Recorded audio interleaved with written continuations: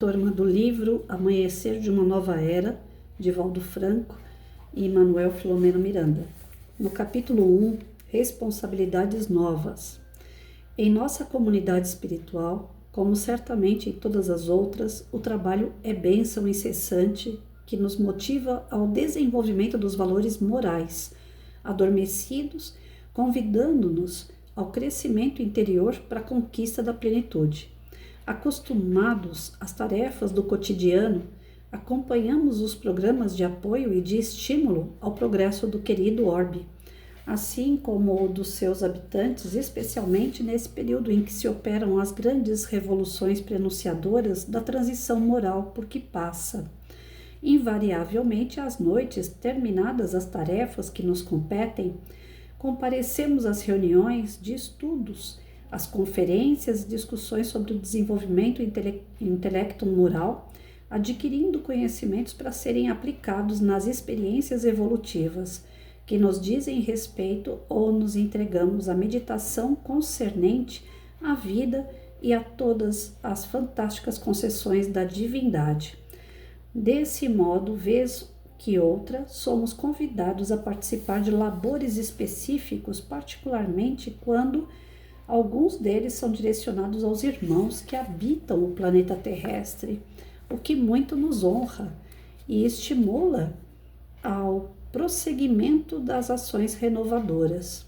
Numa dessas ocasiões em que os céus bordavam-se de arquipélagos estelares, dando-nos uma pequena dimensão da glória cósmica, encontrava-me no jardim do anfiteatro central da colônia, reflexionando a respeito da misericórdia do Pai Criador e observando os transeuntes igualmente fascinados com a maravilha da natureza, quando o dedicado servidor do Departamento de Comunicações veio ter comigo. Apresentava-se jubiloso, traindo as emoções que o visitavam naquele momento.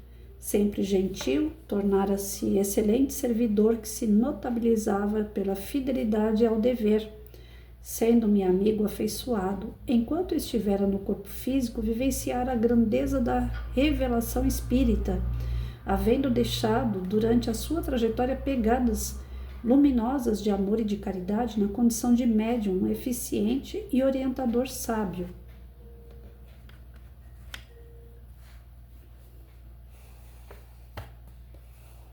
Ao lado de outros ceareiros da doutrina espírita, na primeira metade do século passado, realizaram um ministério digno que prossegue até esses dias, dele recebendo carinhosa assistência espiritual. Possuidor de créditos inestimáveis, sempre me enriquecia nas conversações que mantínhamos, quando possível, elucidando-me algumas questões que aguardavam esclarecimentos. Naquela oportunidade, trazia-me um convite do generoso mentor da área de comunicação para participar de uma equipe que deveria permanecer no mundo físico por um expressivo período, contribuindo com os guias espirituais em favor de todos aqueles que se encontram afeiçoados ao bem e que trabalham pelo progresso da humanidade.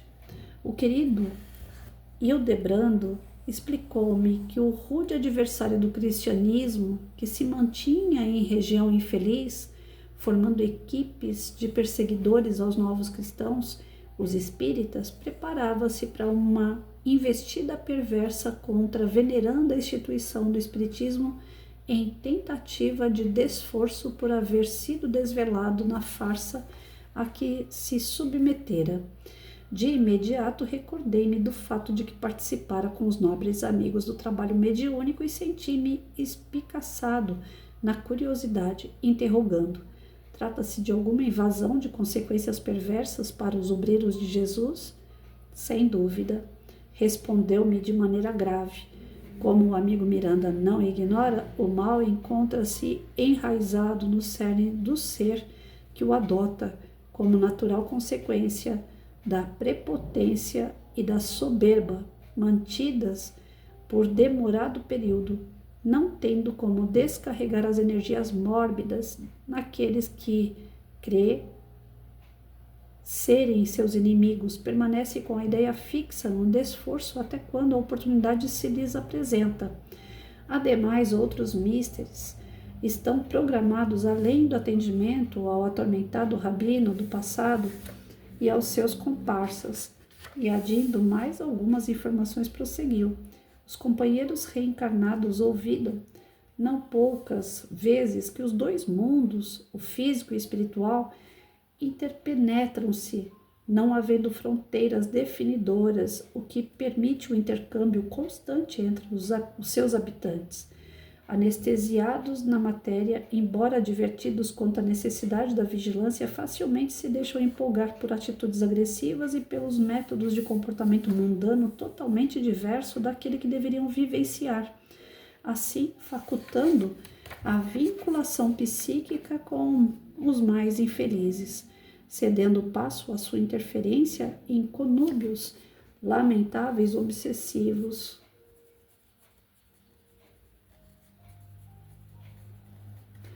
Ótimos teóricos e observadores do que se passa à volta, quando se trata de questões que lhes ferem diretamente os interesses, deixam-se arrastar pelo ressentimento, pela ira que se transforma em cólera e os intoxica, tornando-se de fácil manejo por aqueles os quais deveriam oferecer resistência pelas ações dignificadoras.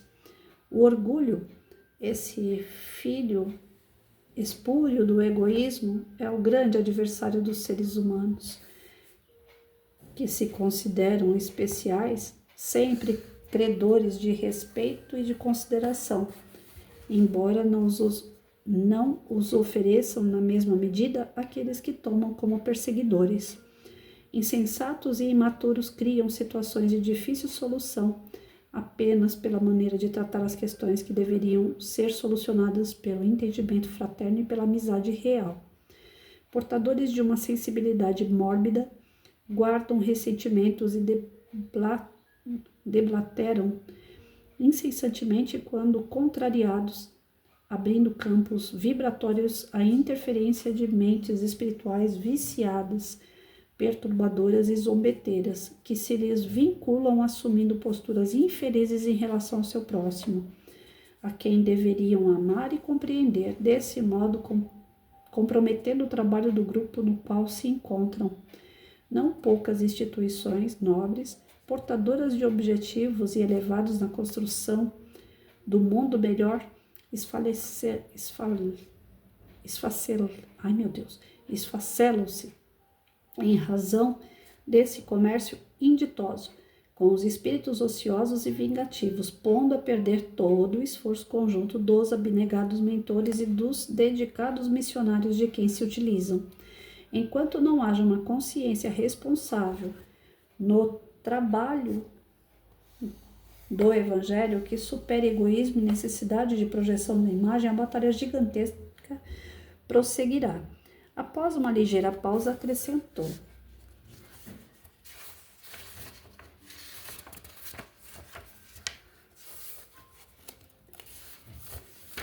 vamos lá. Amanhã, às 20 horas, teremos uma reunião no Departamento de Comunicações para o estudo e detalhes da operação que estará sob as bênçãos do apóstolo de Assis, convocado ao socorro por venerando o espírito dedicado a Jesus no plano físico. Despedindo-se, deixou-me o perfume de sua bondade e o magnetismo de sua superioridade espiritual. As palavras que me houvera dito encontraram imediata ressonância no ímã, por haver, muitas vezes, constatado a sua legitimidade no trato com as questões das obsessões e das perseguições espirituais.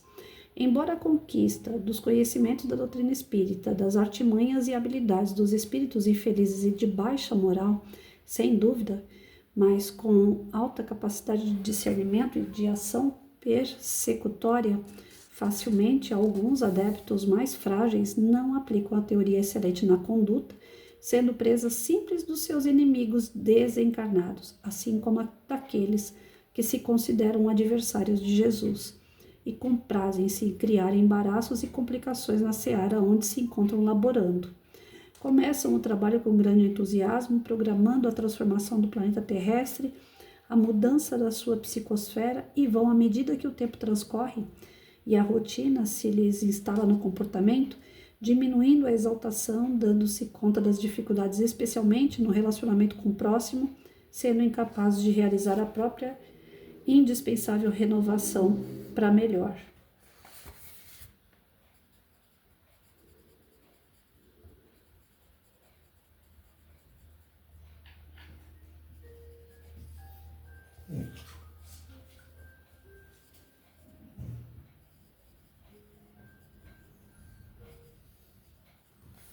Meditassem mais nas preciosas lições do Mestre Jesus, sempre convidando-nos à vigilância e à oração, assim como nas orientações seguras de Allan Kardec, exaradas na codificação, bem como nos conteúdos das comunicações mediúnicas, considerando-as não somente belas, mas sobretudo portadoras de ensinamentos graves, merecedores da mais alta consideração e certamente resistiriam com mais vigor às situações perturbadoras.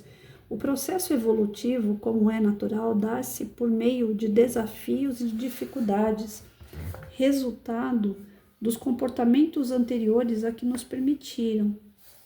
Assumindo atitudes ridículas de vingança e de desconfiança em relação aos seus irmãos de crença e amigos de atividades doutrinárias, transformam-se em pedras de tropeço para todos, depois de envenenar-se com as doentias reflexões e fixações mentais que se permitem quando desapontados ou insatisfeitos. É sempre de bom alvitre, como recomendam os espíritos nobres, tomar-se para si mesmos conselhos que vertem do alto, em vez de os transferir para o seu próximo. Não é essa, porém, a conduta geral, e os descalabros ameaçam a floração da grandiosa seara do Mestre, conforme aconteceu anteriormente quando o Império Romano passou a governança dos seus servidores. César tornou-se mais atraente do que Deus, pelos favores imediatos de que se podia fruir, deixando o holocausto por amor em plano secundário, permitindo a adulteração dos ensinamentos pulcros e austeros que receberam daqueles que os precederam no martírio. Dessa forma, o cristianismo nascente experienciou a decadência das suas propostas e a adulteração dos seus ensinamentos, permitindo-se vencer pela idolatria e pelos rituais pagãos do passado, embora com denominações diferentes.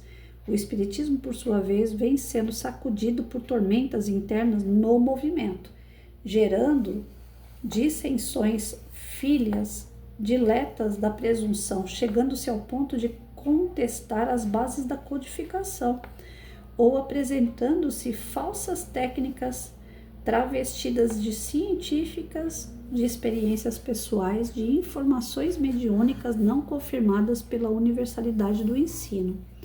Novos missionários surgem de um para outro momento, a si mesmos atribuindo realizações superiores, mergulhando em tormentosas obsessões por fascinação. Assim como se apresentam novidades estapafúrdias que levam o bom nome da doutrina ao ridículo, pela maneira como são expostas as teses infelizes, nascidas na vaidade daqueles que são médiuns ou não. Realmente é um momento muito delicado, porque em todas as esferas da atividade terrestre dá-se igual confusão, misturando-se os interessados na preservação do desequilíbrio que atinge altos índices de criminalidade e de violência, de horror e estupefação. Torna-se imprescindível o retorno às fontes evangélicas e às origens do movimento doutrinário, totalmente destituídos de autoridades, de especialistas, de detentores de títulos universitários e arrogância intelectual, volvendo-se à simplicidade e ao serviço eminentemente cristão. À medida que reflexionava, permanecia emocionado ante o espetáculo das constelações lucilantes a distâncias incomensuráveis, exaltando a grandeza do amor. Ouvia as ânsias da natureza em espetáculo majestoso, convidando a análise da sua causalidade, da sua finalidade, impondo naturalmente o respeito e a veneração ao Pai, todo amor e misericórdia. Contemplando o planeta terrestre, mergulhado nas sombras da noite, podia também perceber as luzes que assinalam os núcleos de ação de benemerência em favor das demais criaturas humanas, como verdadeiros círios, votivos de gratidão ao Criador. Naquela noite memorável, repassamos pela tela mental as cenas que antes vivenciáramos quando nos encontrávamos na jornada anterior, a serviço do Senhor com os demais companheiros, trabalhando pela autoiluminação e pela construção do amor entre os irmãos da retaguarda física. Dominado por indefinível gratidão, busquei o repouso necessário para o atendimento dos futuros compromissos a que era chamado. Então, assim, o Manuel Filomeno Miranda foi chamado aqui através de um mentor que vai ter uma nova tarefa, né? As responsabilidades novas, que na verdade dá um amparo na crosta terrestre através, né, da sua evolução, do conhecimento que ele já possui a respeito dos obsessores, que o Manuel, quando era encarnado, ele era um médium que trabalhava muito essa questão da obsessão. Então eles já vão aproveitar ele aqui pelo seu conhecimento na prática e a sua evolução moral para trabalhar com obsessores que as pessoas na Terra dão a brecha e chamam. Os obsessores não têm como acessar a vida das pessoas se elas não derem brecha. E aqui ele coloca a lei maior que Jesus ditou: orai e vigiai. É justamente pela questão de você orar e se vigiar que você não dá brecha para o plano inferior atacar. Mas como aqui na Terra ainda existem muitos espíritos atrasados moralmente e que não oram, não vigiam, e pelo contrário, a maledicência, a inveja, o egoísmo e o orgulho são os pais, né, de tantas outras mazelas que esses espíritos encarnados têm, e eles atraem outros espíritos que também estão no mesmo padrão vibratório, com o mesmo desejo de vingança, de raiva, de ressentimento, de ódio, de tristeza, de dor, de solidão. Então, à medida que você exala essa energia negativa, você atrai os espíritos que gostam dela. E aí cai naquilo, né? Homens de pouca fé. Ninguém sai em busca de verdade numa religião ou numa crença que seja para o seu aprimoramento espiritual. E pelo fato de estar descoberto, de não acreditar, de não querer desenvolver essa parte da moral, fica completamente nas mãos de obsessores que pretendem atacar o planeta sempre. Por que que os obsessores querem atacar o planeta? Por que que os obsessores querem o mal de pessoas? Porque eles vivem de energia negativa, eles vivem a alegria do obsessor, ele poder mandar no subjugado, né? São coisas assim que para nós, que a gente não vê graça nisso, porque o nosso coração é outro, a gente fala, não faz sentido. Mas para aquele patamar de evolução, para aquele tipo de ser que está ligado a essas coisas malignas, para ele faz todo sentido. É o que ele deseja, ele só quer espíritos que sejam escravizados por ele. E sendo escravizado, ele pode sugar a energia desses espíritos, né? Sejam encarnados ou desencarnados. Os encarnados têm mais energia do que os desencarnados, né? Nesse campo vibratório no negativo, porque além de ter a sua energia que vem do espírito, que passa pelo perispírito, ainda tem a energia carnal do corpo. Então, eles precisam disso para se manterem cada vez mais fortes. E eles vão buscar onde tem essa energia. Eles vão buscar mediante os seus pensamentos e os seus sentimentos. O que você pensa, o que você sente? São coisas boas? Então você está livre. São coisas ruins? Então você está suscetível a uma obsessão. E aí o Manuel Filomeno de Miranda, né? Ele vai ser chamado para trabalhar uma nova aí, empreitada, né? Para tentar ajudar essas pessoas que com certeza, pela falta da sua vigilância, né, pela falta do seu desenvolvimento moral e até mesmo médiuns que se colocam para trabalhar em prol do bem, que no começo, né, se vocês veem na casa espírita como é que é, a pessoa chega, ela quer ler 10 livros ao mesmo tempo, ela quer lavar o centro espírita, ela quer lavar a privada, ela quer dar água fluidificada, ela quer fazer passe, ela quer fazer tudo. O médium, quando é recém-chegado na casa espírita, por gratidão ou por uma questão de se sentir útil, o cara quer fazer tudo. Mas em breve esse tudo se torna nada. Por isso que o ideal é o equilíbrio. É a pessoa ir aos poucos estudando, entendendo, compreendendo, para ver se é isso mesmo que quer, se vai abraçar essa responsabilidade, sabendo que tudo é o plano espiritual que faz, a gente só é um instrumento deles, né? Então tem que trabalhar com humildade, sem querer aparecer, sem querer ser o cara, porque não é isso que faz um bom médium. Um bom médium, ele é humilde. Ele está a serviço da espiritualidade. Quem faz o serviço é a espiritualidade. A gente só ajuda, a gente só colabora. Então, o Manuel, creio que ele vai ser chamado para ver todas essas situações e ajudar em alguma mais específica, né? De centros que são atacados, de pessoas, de médiums que dão essas brechas, que não correspondem ao trabalho que a doutrina coloca, que é o trabalho pelo amor, para o bem e não para si, né? E depois que passou todas as instruções para o Manuel aqui, o que ele coloca é que ele precisa descansar porque vai vir tarefa aí. E a tarefa que vier, ele tem que estar bem centrado.